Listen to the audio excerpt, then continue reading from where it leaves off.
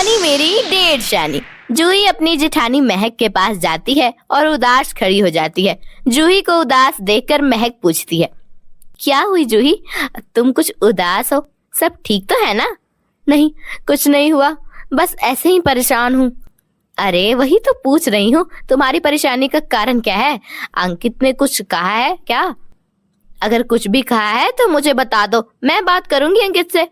नहीं दीदी, ऐसा कुछ नहीं है, मैं बस इस वजह से परेशान हूँ क्योंकि अंकित की तनख्वाह इतनी आती नहीं है कि मैं अपने लिए कुछ अच्छे कपड़े ले सकूं। मुझे अंकित से कोई परेशानी नहीं है, बस वैसे परेशान हूँ, क्या होगा आगे जाकर।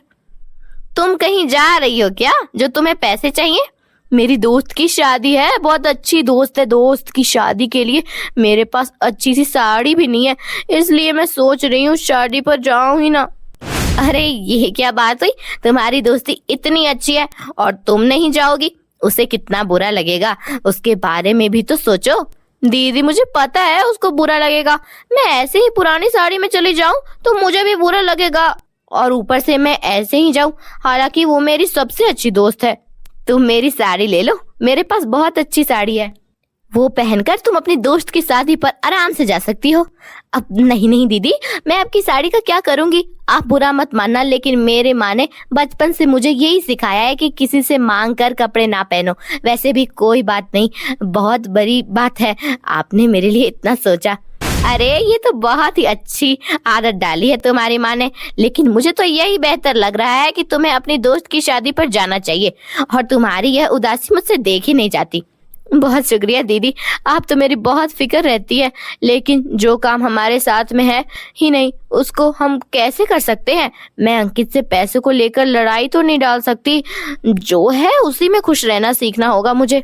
वैसे तुमने कोई साड़ी देखी हुई है? मेरा मतलब कभी किसी दुकान पर तुझे कोई साड़ी पसंद आई हो लेकिन ले ना पा रही हो? अब हाँ दीदी, ऑनलाइन देखी है, बहुत ही अच्छी साड़ी है, सच में उसको देखकर उस पर दिल आ गया था, लेकिन बहुत महंगी है वो साड़ी, पूरे 5,000 की है, इसलिए नहीं ले पाऊंगी। अरे कोई बात नहीं, तुम्हारा इतना मन है अपनी दोस्त की शादी पर जाने के लिए तो तुमने कपड़े भी फाइनल कर लिए थे और अब तुझे जाना चाहिए शादी पर, और वो साड़ी भी लेनी चाहिए। लेकिन कैसे दीदी? तुझे साड़ी के लिए पैसे दे दूंगी, तुझे फिक्र करने की कोई जरूरत नहीं है, अब तो तुम खुशी खुशी जाओगी ना। लेकिन दीदी मैं आपसे कैसे पैसे ले सकती हूँ, अगर वो पैसे मैं आपको वापस ना कर सकी तो? अरे मुझे पैसे वापस चाहिए भी नहीं, अरे तुम्हारा मन है जाने का तो तुम बस जाओ, अपनी दोस्त की शादी पर ध्यान दो, और हम एक फैमिली से हैं, मुझे कोई पैसे वैसे नहीं चाहिए। थैंक यू दीदी, आप सच में बहुत ही अच्छी हैं, देवरानी के लिए आप इतना सोचती हैं, मैं आपको बता नहीं सकती मैं कितना खुश हूँ। मैं जाकर वो साड़ी ऑर्डर कर देती हूँ। जूही बहुत खुश थी, वह अपने कमरे में जाकर खुद से ही कहती है, जेठानी को बेवकूफ बनाना बहुत ही आसान है, बस उदास सा मुंह बनाकर बोला और 5,000 मिल गए। वाह जी, किस्मत हो तो जूही तेरे जैसी। जूही इसी तरह का फायदा अपनी जेठानी को पागल बनाकर लेती थी। कुछ दिन बाद जूही जानकर कमरे से बाहर नहीं निकलती। अरे दीदी, आप यहाँ, कोई काम था क्या? कोई काम होगा तभी मैं तुम्हारे कमरे में आ सकती हूँ, तुम अपने कमरे से अभी तक बाहर नहीं आई, क्या हुआ? तबीयत तो ठीक है ना? तबीयत तो ठीक है, वो मायके से मेरी माँ का फोन आया था, बहुत दिक्कत हो रही थी आजकल, बस इसी वजह से उदास थी। क्या तुम्हारी माँ को दिक्कत हो रही है और तुम अभी तक यहीं हो? तब तक यहीं रहना जब तक तुम्हारी माँ ठीक नहीं हो जाती, यहाँ मत आना, मैं सब संभाल लूंगी। दीदी बात तबीयत की नहीं है, वो मेरी माँ किराए का घर में रहती है ना, अब उनका काम छूट गया है तो किराया देने के पैसे नहीं है, मकान मालिक घर खाली करने की धमकी दे रहा है। हाँ ये तो बहुत बुरा हुआ तुम्हारी माँ के साथ, अब तुम यहाँ रहकर क्या कर रही हो? जाओ अपनी माँ के पास। मैं अपनी माँ के पास जाकर क्या करूंगी दीदी, मेरे पास तो पैसे भी नहीं है कि मैं माँ के घर का किराया दे सकूं, इसलिए मैं कहीं नहीं जा रही, इसलिए मेरे कमरे से बाहर निकलने का बिल्कुल भी मन नहीं करता। तुम्हारी माँ इतनी परेशानी में है और तुम ऐसी बातें कर रही हो?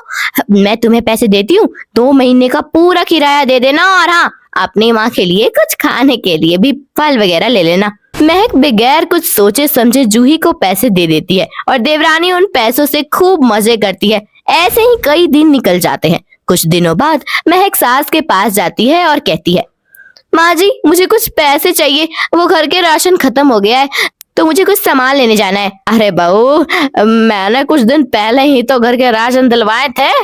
पर माँ जी घर का राशन इसी तरह खत्म हो जाता है जैसे आपको चाय पसंद है। चल कोई बात नहीं बेटा, अब खत्म हो गया तो क्या कर सकते हैं, मैं तुझे पैसे देती हूँ, अब राशन ले आना। माँ जी मुझे कुछ पैसे ज्यादा दे दे, वो क्या है ना, मैंने देवरानी के लिए भी कुछ लेकर आना है। अब बड़े दिन हो गए हैं, मैंने उसके लिए कुछ भी नहीं लाया। वाह बहू, कितनी समझदार है तू, अपनी देवरानी के लिए भी कितना सोचती है। सच में तेरे जैसी जेठानी मिलना आसान नहीं है। अब तो जूही को मिल गई हूं ना, अगर इसको ना मिली होती तो तब इस बारे में सोच भी लेती। चल पागल, चलो मैं तुझे पैसे देती हूँ, अपनी देवरानी के लिए भी कुछ ले रही है तो अपने लिए भी कुछ ले लेना। सबके लिए इतना सोचती है, अपने लिए भी सोच लिया करो। ठीक है माँ जी, अगर पैसे बच गए तो मैं अपने लिए भी कुछ ले लूंगी। अरे बच गए तो अपनी देवरानी के लिए ले लेना, सबसे पहले अपने लिए देखना। महक अपनी सास से पैसे लेकर कमरे में जाती है और पैसे गिनने लगती है। काफी पैसे मिल गए इस बार तो, राशन तो घर में है ही, क्या ही लाना। अब मैं इन पैसों की अच्छी शॉपिंग करूंगी, इतने सारे कपड़े लाने हैं अभी तो मुझे। महक अपनी खुद से ही बात कर रही थी, तभी वहां से जूही आ जाती है। आप इतना अच्छी हो, हमेशा मेरी मदद करती हो, आपका दिल कितना बड़ा है। वैसे एक बात बताओ, आप इतने पैसे कहाँ ले जाती हो? अरे बचा लेती हूँ, अपने लिए कुछ नहीं लेती, इसलिए होते हैं जमा। लेकिन तुम यहाँ, तुम्हें कुछ मदद चाहिए थी क्या? अरे दीदी अब तो झूठ मत बोलो, मैंने तुम्हारी और माँ जी की सारी बातें सुन ली हैं। आप कितनी तेज हो दीदी, मुझे लगता था कि आप खुद से यह पैसे देती हो, लेकिन आप तो माँ जी से पैसे लेकर देती हो। तुम भी जूही, मुझे किसी पागल कुत्ते ने काटा है जो मैं अपनी जेब से तुम्हें पैसे दूंगी? पर मुझे लगता था कि माँ ही अपने जेठानी को पागल बना रही हूँ, पर यहाँ तो आप भी मुझे पागल बना रही थी। देर शानी हो आप जेठानी जी। अब इसमें तो कोई शक नहीं है। दीदी मेरे लिए भी पैसे मांग लो ना, जिस तरह तुम कहानी बनाकर लेती हो, मुझे देती ही नहीं है माँ जी। अरे माँ जी इतनी आसानी से पैसे नहीं निकलती, तभी तो बहाने बनाकर निकलवा लेती हूँ मैं। जूही को जब अपनी जेठानी के बारे में सब पता चलता है, अगर उसको कभी पैसों की जरूरत होती तो सीधा ही सिर्फ यही कहती कि वो सास से पैसे ले। ऐसे ही कई महीने तक चलता रहता है। कुछ दिनों बाद अंकित घर आता है। उसकी माँ कहती है, अरे बेटा इस दफा तेरी तनख्वाह आई नहीं? अरे माँ इस दफा कुछ लेट हो जाएगी, लेकिन भैया की तरफ से तो आ गई होगी ना? जी उसकी तो आ गई है, मैंने सोचा कि तुम दोनों की तनख्वाह आ जाएगी तो मैं कान का कुछ बनवा लूंगी। कोई बात नहीं माँ जी, कुछ ही दिनों में आ जाएगी, फिर बनवा लेना। अंकित और सास की बातें दोनों बहू सुन लेती है और यह बातें सुनकर जूही मैक्स से कहती है, दीदी आपने तो माँ जी से ऐसे ही के पैसे ले लिए, क्यों ना इनडायरेक्ट ही आपको मिले, मेरे पति के पैसे मुझे और आपके पति के पैसे आपको। हाँ मुझे नहीं पता था कि माँ जी मेरे ही पति के पैसे मुझे ही दे रही थी। जूही और महक को पता चल जाता है कि पैसे कहाँ से आते हैं। दोनों को घूम घूम कर अपने ही पति के पैसे मिल रहे थे।